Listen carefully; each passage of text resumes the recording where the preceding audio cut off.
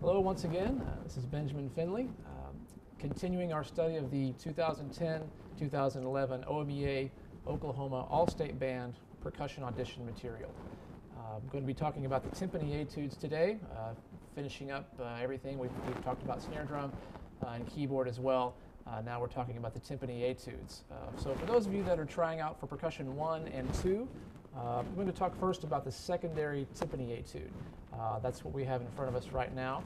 This is out of the Jacques Delacluze 20 Studies for Timpani, and it is page 10, number 8. It's actually page 10 and 11. You'll find that these etudes that come out of this book are a little bit longer. They're very challenging, but something I like about these etudes in the Delacluze book, they're very, very, very musical. And you can do a lot of really neat things musically, working on phrasing, working on getting around the drums back and forth. And they always have some really great challenges in terms of tuning. But they're not easy at all. Secondary etudes included. They're both very challenging. So there's some things that we'll talk about, and then I'll try to perform these for you at the end of the video series here.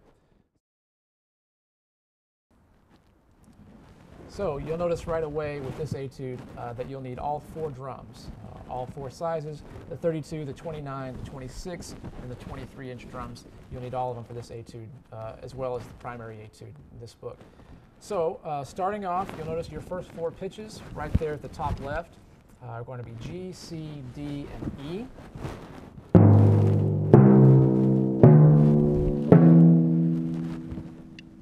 So to get those pitches, I like to have a reference. And with all these etudes, you want to have some kind of a reference point, something you can kind of go back to quickly. A good place to start is with the 29-inch drum, the next to largest drum. The range of this drum, it should kind of max out at a C. So that's a good thing. You can tune it to where you have a C at the top of the drum. When you push the pedal all the way up, like pedal to the metal, all the way up, it should be on a C. So that's what I've done here. So when I go back to that C later on, after I've made some tuning changes, it's going to be there. I can just max it out and it'll be ready to go. So G, C, D, and E. And you'll notice as the tuning changes happen, you need to have something to listen to. You may not have a chance to play a pitch pipe for every single tuning change or a tuning fork or something like that. So you can reference it to something else. So when you make one tuning change, let's say over here, the first tuning change we have to make is G to A. The G will come up to A, which should be about the top of the range of the 32, but you can reference that with the D. A to D is a perfect fourth, which, as we know, is Here Comes the Bride. So when I make that tuning change, so here's C, here's G, if I just push up, I get A, and then if I reference that with the D,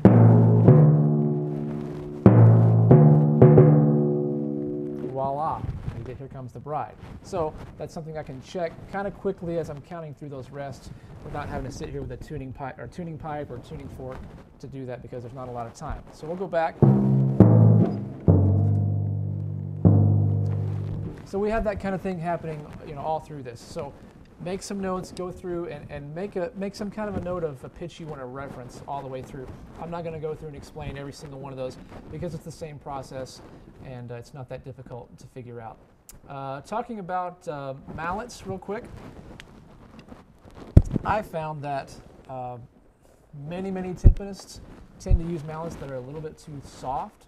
So when they're playing something, they get a nice round sound when they play rolls and single notes and stuff like that.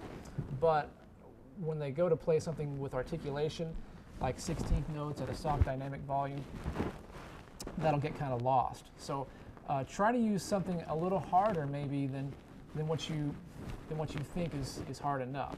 And don't be afraid of feeling a little more exposed because of that. It's something you just kind of have to get used to.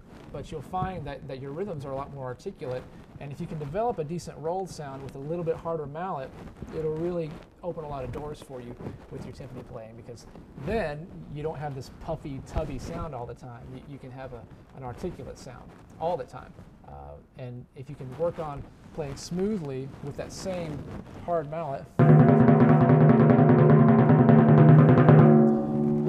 then of course you can punch it up and it's no problem. What I'm using is actually a two-sided mallet. I'm primarily going to use the hard side for this. These are the ProMark Tom Freer mallets. This is the FDS3H, but it's a two-sided mallet, so if I wanted to, I could play some of the softer passages or the rolled passages with the soft side, and I could flip it over. So you have that option. If you were to purchase a pair of mallets like this, you could certainly use these even in the tryout room, and it would sound as if you're using two different pairs of mallets, and there's no rule against that by any stretch of the imagination. So feel free to do that if you like, or just use the same hardness all the way through.